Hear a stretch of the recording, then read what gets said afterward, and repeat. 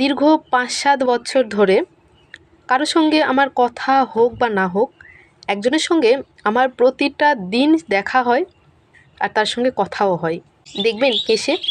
এই যে আমার জপমালা।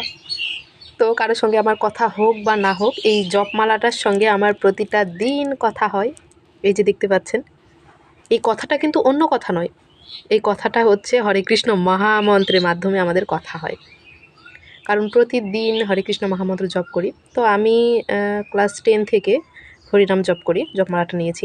আর এই যে জপমালাটা দেখতে পাচ্ছেন না, কতটা সুন্দর, আমি ক্যামেরায় বোঝাতে পারছি কিনা জানি না, অনেক সুন্দর। এইটা আমার বাবা নিজের হাতে কেটে এটা বানিয়ে দিয়েছে। শুধু আমাকে না, আমাদের 3 বোনেরই এইরকম সেম মালা, মারও এইরকম, বাবারও এরকম। বাবা নিজের হাতে কেটে এটা বানিয়েছে। তো বাজারে এত সুন্দর ফিনিশিং মালা, এই যে মনে হয় না পাওয়া যাবে। আমার অনেক বেশি পছন্দের এই মালাটা।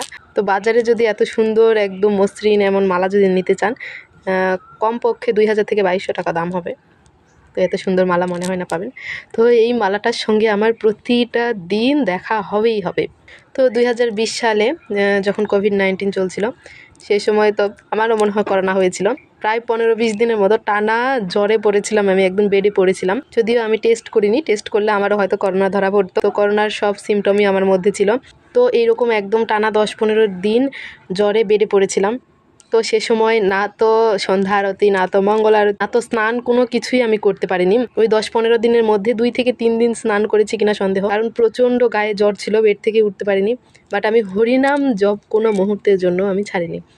তো এই যে মালা দেখতে পাচ্ছেন, প্রতিদিন সে সময় ওই যে জ্বরে আমি বেডে পড়েছিলাম, সে সময়ে আমি বেডে শুয়ে থেকে ওইভাবে 16 মালা করে আমি হরিনাম জপ করতাম। তো হঠাৎ করেই আজকে আমি বসে বসে ভাবছিলাম, আচ্ছা গত কয়েক বছরে মানে এমন কে আছে যার সঙ্গে আমি প্রতিদিন কথা বলেছি, বা এমন কি জিনিস আছে, এটা নিয়ে আমি ভাবছিলাম। তো আমার হঠাৎ করে মনে পড়লো যে এই জপমালায় আছে যে যাকে আমি প্রতিদিন সঙ্গে করে নিয়েছি, যার সঙ্গে কথা বলেছি হরিনামের মাধ্যমে।